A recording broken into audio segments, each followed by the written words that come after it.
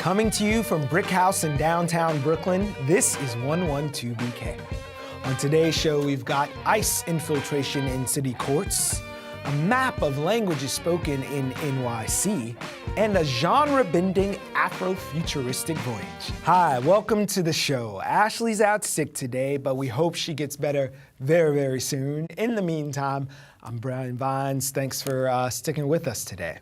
We've got a really interesting show, everything from ICE agents in New York City courts to a Black comic book festival, yes. But before we get into any of that, here are today's headlines. Now, about 4 years ago, New York State legalized medical marijuana. Some say as a stalking horse for legalizing recreational use. And as with climate change, the current administration prefers to drive this trend backwards. Last week, Attorney General Jeff Sessions announced a decision to do away with Obama-era weed decriminalization, sicking the feds on even states where it's legal. Now, Colorado Republicans weren't too happy with the news because, you see, marijuana industry now is their latest cash cow. But what about New York Republicans, specifically ones representing or wishing to represent Brooklyn? New York's 11th Congressional District Representative Dan Donovan says we should leave it up to states to decide. Sounds good from here. But Michael Graham, the convicted felon who is trying to take back the seat he once held, says that he supports Sessions. And we all should too. He also backed the president in his fight with Steve Bannon last week. Seems his recipe for election success is Trump train or bust. Thinking it may be a bust on that one. Also, a 400-acre plot of polluted marshland in Jamaica Bay might become Brooklyn's next big park. The area has never been open to the public and belonged to the Department of Sanitation for almost 30 years. Once cleaned up, the park will supposedly include hiking and biking trails, kayaking, fishing, an amphitheater, and oysters. The area might even become Brooklyn's third largest park. Begging the question, what are 1 and 2? Now, I know Prospect Park is one of them, but what's the other? Sounds like today's trivia question to me. Send your answers on over to us at 112bkcomments@brickartsmedia.org. Yeah, we will read all of your answers. And if you hadn't noticed, the city seems to be having a tough time battling some intense weather lately. Things got really crazy on one block in Prospect Lefferts Gardens where a water main broke, flooding the entire street and then freezing over, creating a slab of ice that spanned 9 homes. Yeah, it's time to break out those skates. But speaking of ice, and I'm not talking about the weather variety, we'll be back in a moment to discuss how immigration and customs enforcement is infiltrating city courts. Don't go away.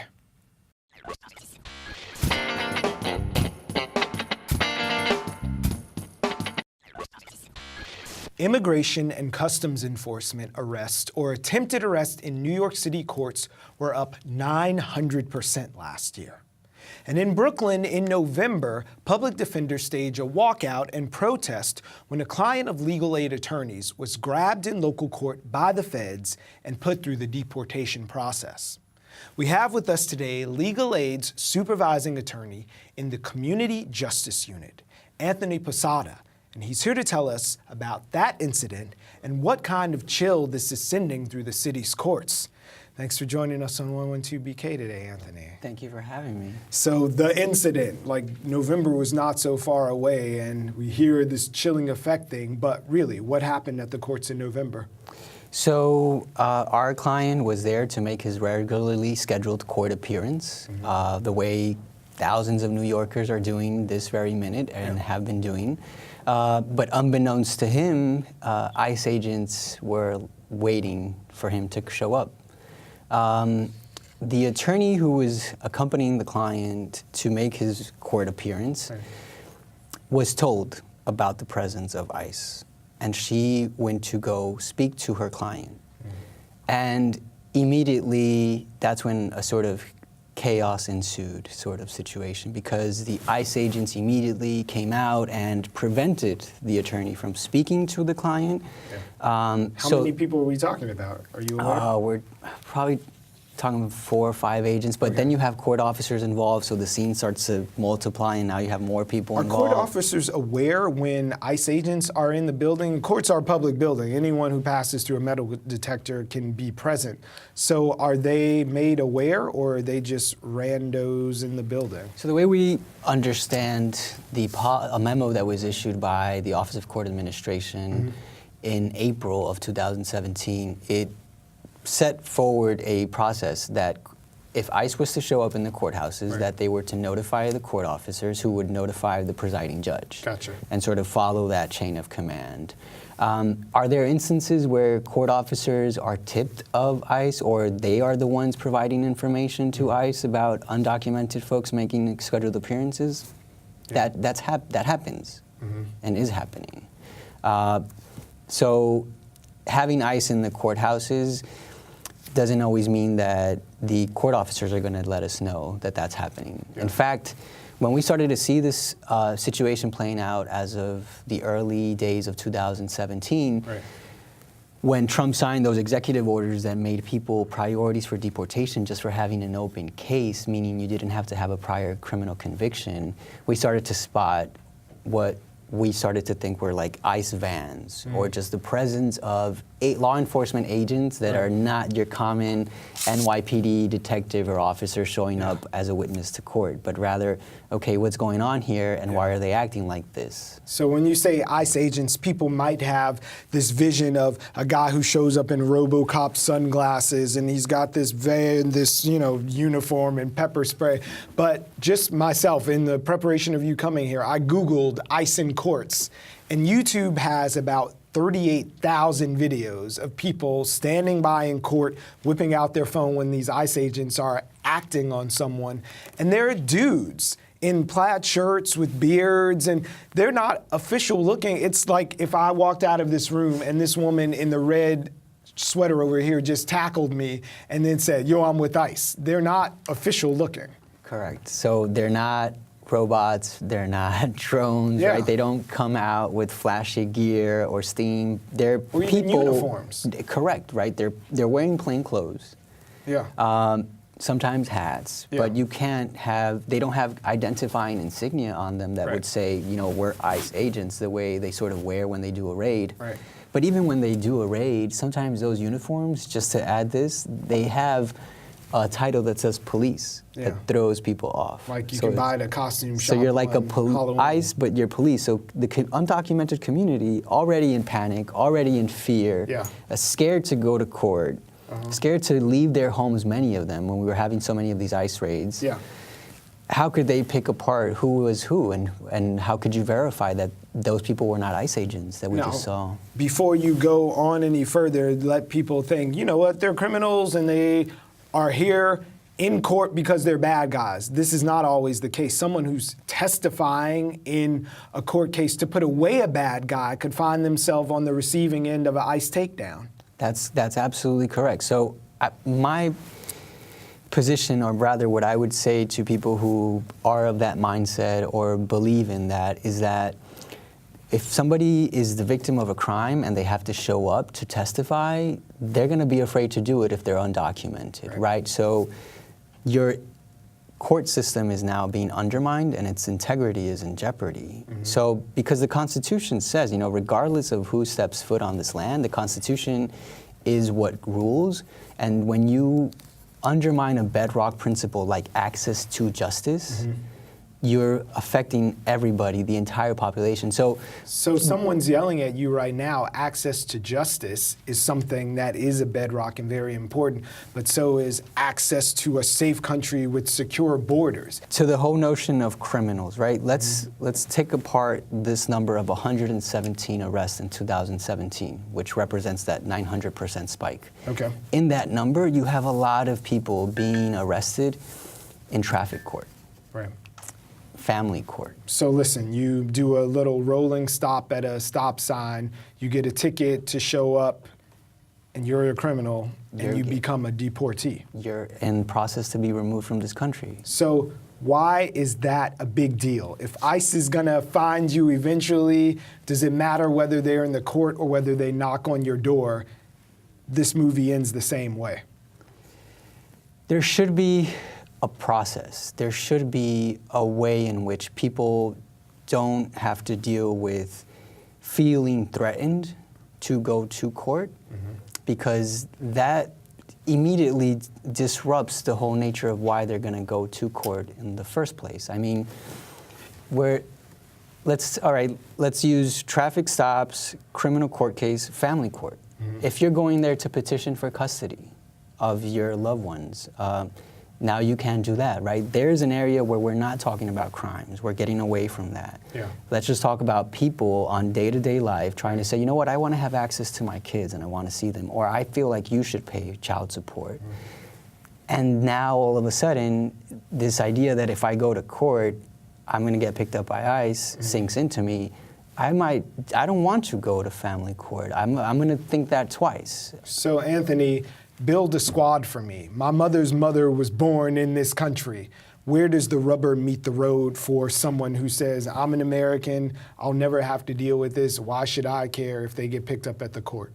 They should care because these are the same courthouses that natural-born citizens are going to. Yeah. So you see this whole idea that, well, it's because they're undocumented and it's because they're criminals that we don't care about them. Well, the problem is that the care is about the institution that is being accessed, which is the courts. Yeah. If the courts themselves cannot be accessed the way that they should be functioning as a natural-born citizen, you should be concerned. You should be concerned because you never know when you have to access the court system for whatever it is, right? Whether it's immigration, whether it's actually you want to start a business and you somehow find yourself needing legal advice.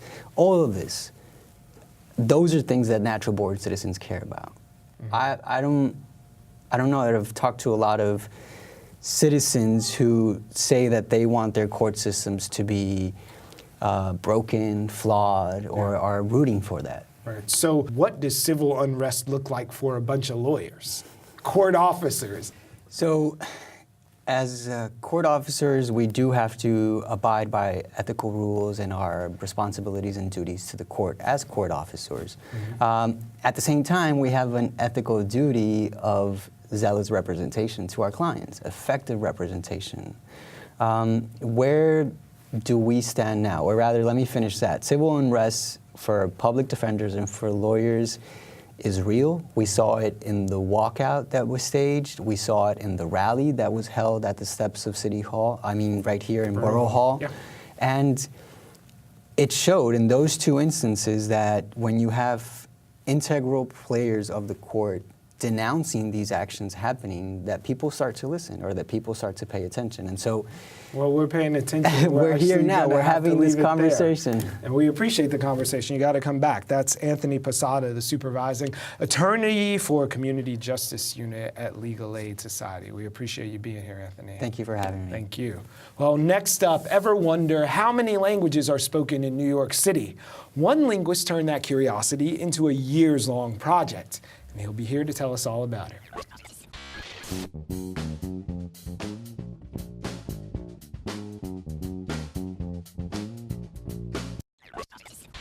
New York City is arguably the most diverse city in the world. But don't take it from me, take it from our next guest, who's made it his job to map the city's languages, including ones that are highly endangered. What does that mean? Well, we're going to welcome Ross Perlin, the co-director at Endangered Language Alliance, to tell us about his work and what they're learning about our city and what can be done to preserve this trove of language. Thanks for joining us on 112 BK. Thanks, Brian. Thanks for having me. So, I read somewhere there were 7,000 to 8,000 languages that are recognized and spoken in the globe. So 7,000 to 8,000 in the world. How many languages are spoken in the confines of New York City? Approximately 10% of those. There's always a question, what's a language, what's a dialect? It can get very political. It's, linguists often have different ideas about that than people do, but basically you're talking about 10% of the world's languages, maybe up to 800 languages spoken in the New York metropolitan area. The most diverse, linguistically diverse city in the world, and maybe in the history of the world. So nerd out with me for a second. What is the difference between a dialect and a language? Make some people mad here. What is it? I think my favorite, sort of the classic quote about this is that a language is a dialect with an army and a navy. Basically the idea is that it's about political power, and one group can kind of establish the way it speaks as the language, an official language. They standardize how it's written and they promote it through an education system and so on. For linguists, we talk about mutual intelligibility, whether two people speaking the way they speak, how much they can understand each other. One, kind of rule of thumb, but of course there's a lot of complexity to it, is if you share something like 80% or more of your core vocabulary with somebody else, you might be said to speak two dialects of the same language. Now that doesn't mean that one is derived from the other. Standard Italian, which is based on kind of what was spoken in Florence and Tuscany, is just a different type of Italian than Neapolitan Italian from the South or Sicilian. It's not that the dialects are derived from the standard language, is that they all kind of derive historically from something. Grew in their different ways. Exactly. It's like watching the first 5 minutes of Train Spotting. It's something like English, but it takes you a few minutes to click in. Yeah. Glaswegian English is a special kind. Glaswegian English. That's why we invite smart people here. You can classify down to that level. So I'm sure that whole description kills at linguist conferences, where it's the difference between power, whether they have an army, if it's a language. But what difference does it make? What would we be negatively impacted by if all those endangered languages that you guys are studying and working to preserve went away? The languages of the world, whether it's talking about the approximately 7,000 languages or the tens of thousands of dialects and varieties, really contain a great deal of the world's information and culture, a great deal of its literature. Most of these are oral languages that preserve musics and local knowledge and scientific knowledge and historical knowledge. They are, as people acknowledge, they are the sort of keys to culture. The disappearance of a language, and we're now talking about many languages which really have just one speaker left, including many indigenous languages of North America, Native American languages where there's really just one native speaker left. The loss of a language like that, first of all, it's impacting the people, the cultural group, who spoke that language, and that's really, it's always a reflection of power and history and racism, genocide, profound historical forces that have brought these languages to where they are. And then for the world as a whole, it's been compared to a bomb being dropped on the Metropolitan Museum or the Louvre. Wow. That really puts it into context. So in our last 4 minutes together, let's really drill down into Brooklyn. What neighborhood could I walk down and just get the most language absorption if I'm walking down the main drag? Is there a place that you could pinpoint? Oh, don't make me choose just one. I'm making you choose at least one in Brooklyn. Okay. No, Brooklyn is, people talk about Queens. Queens, of course, is famous for its linguistic diversity. Maybe not in Brooklyn, that's true. But Brooklyn really is, as linguistically diverse as really anywhere in the world. There are certain kind of microcosms in Brooklyn where you could say whole kind of universes within the borough. So you're looking at just about every kind of Caribbean language being spoken kind of in the whole extended world of Flatbush, right? You're looking at just about every Jewish language being spoken kind of deeper into kind of Flatbush, Midwood, Gravesend. You're looking at all of the languages of the former Soviet Union, pretty much, all of the major languages being spoken down kind of Brighton Beach, Bensonhurst area. As one area, if I were to say, okay, go to one spot, and there are other microcosms here too we could talk about. Lay it on us. Get off the Q train around Cortelyou Road, and you can hear Himalayan languages, you can hear South Asian languages, you'll be close to Caribbean languages and Jewish languages. That's kind of one crossroads for many of the languages and different language groups of Brooklyn. So it's official. Get off at the Q train at Cortelyou and you will be in the Star Wars outpost of linguistics. There are people from all over the world speaking their native tongues there. Listen to the soundscape, talk to people, And it's hard, of course, to appreciate and to languages you don't know what people are speaking or what it is. Yeah. But I think one of the things that we try to do at the Endangered Language Alliance through mapping languages, we're working on a language map of New York, through tours that we do, events, is to get people to appreciate the linguistic landscapes of the city and kind of realize and enjoy and contribute to this incredible multilingualism that's all around us. So we know that Cortelyou Road and Kensington Ditmas is a sort of great jumping off point, but tell us about what else is on the map. You've been working on a project that's mapping language across the city. What's that going to look like? There's hopefully will be a digital version as well as a kind of a giant kind of wall map with hundreds of points showing linguistically significant sites, not just sort of what you think of as a classic neighborhood, like okay, this is Chinatown or this is a Bengali neighborhood, but showing at a deeper level, even languages where there's just a few speakers. Also the sort of the historical linguistic diversity of New York. I mean, looking just where we are right now in the BRIC studio. If you just pan out sort of a mile radius from here, there's a Belarusian church. There's churches that are doing services or historically did services in Syriac, which is a language that connects back to the ancient Middle East. Yeah. You have the place where the first Irish language publication in the world was published, which is now a Trader Joe's at Court and Atlantic. No way. On that site. So you have just incredible linguistic diversity just really almost anywhere you go in Brooklyn. That's phenomenal. Why is it important? Language is, at the heart of so many things. It's the heart of, art and culture and history, and I think it's just the air that we breathe, right? We take it for granted. We think, okay, language is we're just communicating, and we may not know until it's lost what we're losing here and what we had, this incredible diversity of ways to kind of speak and understand each other and communicate,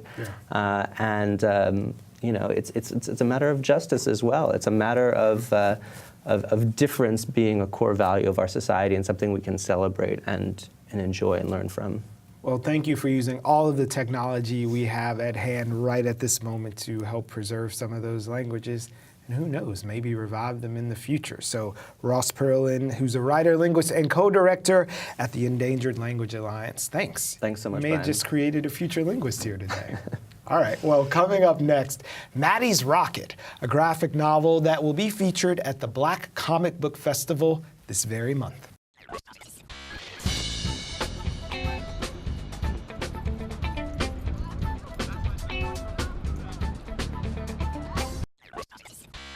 A fantastic time-warping, genre-bending, afro-futuristic voyage to the final frontier and beyond.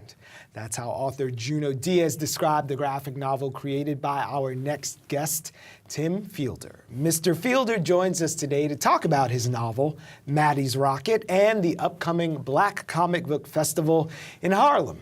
Thanks for joining us on Thank you so much for having me. I appreciate it. So, MATTY'S ROCKET. Yes. Let's start right here. Matty is a young African-American woman, and she's on the cover of that graphic novel. Yes, she is. I decided to do this book for my parents. I wanted to do a book that I call retro Afrofuturism, where it is, it fills in the blanks of people who, African-Americans who were born in the early to mid 20th century who didn't have those images of themselves when they were younger folks, like you and I, Lando Calrissian. Yeah, we have please. Lieutenant Uhura. I have the action figure. That's what I'm saying. Hey, we need to trade that. But the thing is what I wanted to do was to showcase this and to have my mother and father, who I'm still blessed to have them here, to be able to see this, see themselves, see my grandmother, who I love very much, my godmother. Yeah. And I wanted someone who looked like those elegant women, but in rocket ships. That is phenomenal. So tell us a little bit about her journey. All right, so Matty Waddy is an African-American. The story takes place in 3 time periods. It takes place when she's an older woman, a late 20s, early 30s, and when she's a younger girl. And I wanted to tell her history of how she became a pilot.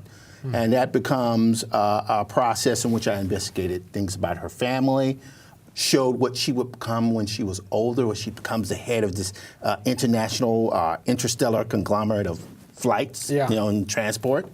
But I also wanted to show the adventure, So the story talks about how she becomes a space pilot. Okay. I can't reveal everything, man. You gotta buy No, the book save first. something You for gotta the buy the paying book. customers. Right. But listen, we're sitting here in a context where Thor is a woman, and Iron Man is now a woman, Yes. and Spider-Man is an African-American teenager. So are we at peak blackness, womanness in the terms of creativity and opening our minds, or is this a gimmick and we better gorge ourselves as much as we can before the next thing starts? Well, the reality is that the United States has always been peak blackness. It's just been a matter of whether or not we were willing to acknowledge that from a commerce point of view. You know, Okay. there's something to be said when you see a toy commercial with the Black Panther in it, and you have grown people crying because it's the first time they've ever seen a superhero. Tickets are available now. That's right. Don't worry, I already have mine. Thank you, Fabulous.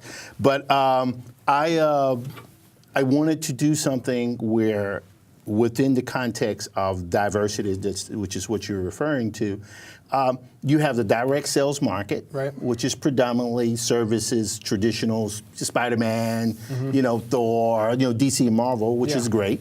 But then you have the independent market. A recent article in Black Enterprise from October of last year said the comic book industry saw $1 billion in annual revenue sales outside of the technology sector. Just from books alone for those sales, led by Marvel and DC and those folks. So what do people of color stand, where do we stand in that equation? Well, first of all, understand that black comics, or I should say extend even further than that, Latino or Latinx comics, they've always existed. Yeah. Ricardo, these people have pushed this type of concept out there.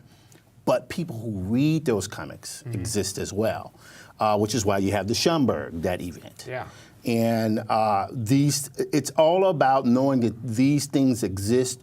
And right now we're, in my opinion, it's starting to groundswell, but we're getting to a point where people can access those materials at different commerce points. So that could be events, that can be, this book here is published in my own studio. Yeah. But you can buy it online, you can do it through mail order. I go to events, I'm selling it through the library system, ISBN numbers, the whole thing has to be done that way to embrace technology and get your work out there. Okay, so before we go home, please tell us what I should be doing some weekend very soon up in Harlem. So this weekend, the 6th annual Schomburg Black Comic Book Festival, founded by Jerry Kraft, John Jennings, Deirdre Hallman, and Jonathan Gales, I believe.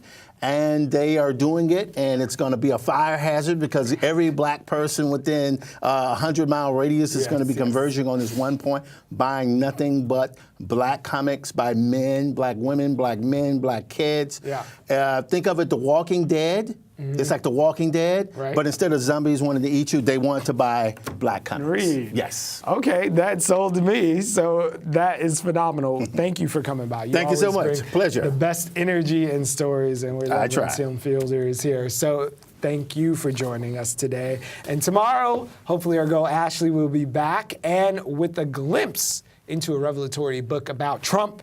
No, it's not Fire and Fury, and a journalistic endeavor that seeks to chart a new course in digital media. Now, in the meantime, if you have any comments, suggestions, love letters, maybe story plots for graphic novels that you'd like to share, send them to us at 112bkcomments@bricartsmedia.org. We hope to see you very soon.